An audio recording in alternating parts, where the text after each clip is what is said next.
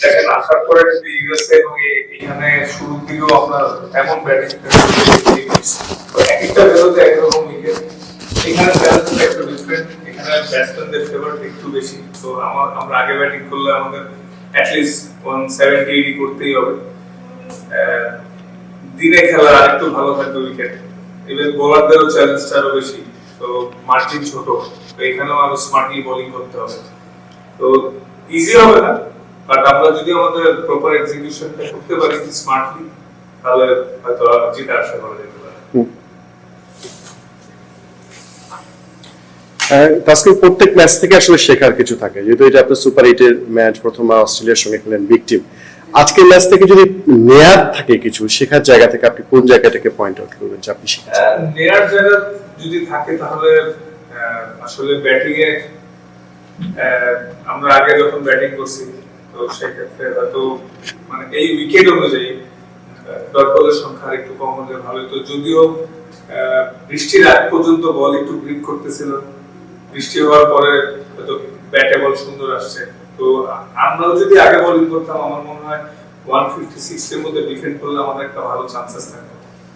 আগে আসলে ব্যাটিং করাটা একটু ডিফিকাল্ট ছিল, পরে যখন বৃষ্টি হয়েছে বল ভিজে গেছে, তো ব্যাটে যতটা সুন্দর আসতেছিল, ব্যাটিং ফার্স্টে ততটা আসতেছিল না।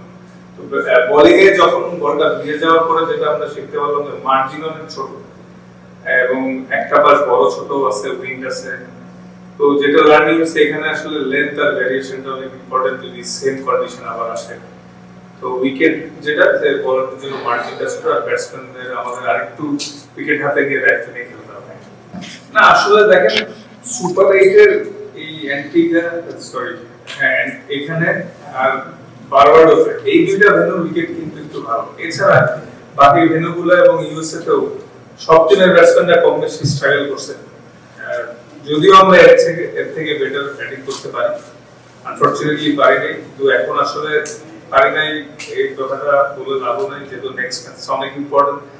ব্যাটিং বোলিং দুইটাই ভালো করতে হবে, বিকজ ইন্ডিয়া ওয়ার্ল্ডের one of the top side, ওরা মানে এতে তো কোনো সন্দেহই নেই অনেক বেটার টিম। তো ওদের সাথে খেলতে হলে আমাদের এক্সট্রাঅর্ডিনারি কিছু করতেই হবে।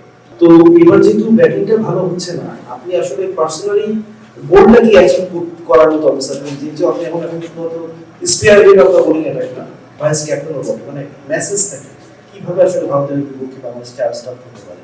না মেসেজ একটাই যে ব্যাটিং বোলিং দুইটা সেক্টরেই আমাদেরকে একটু এক্সট্রাঅর্ডিনারি পারফরম্যান্স করতে হবে নেক্সট ম্যাচ স্পেশালি।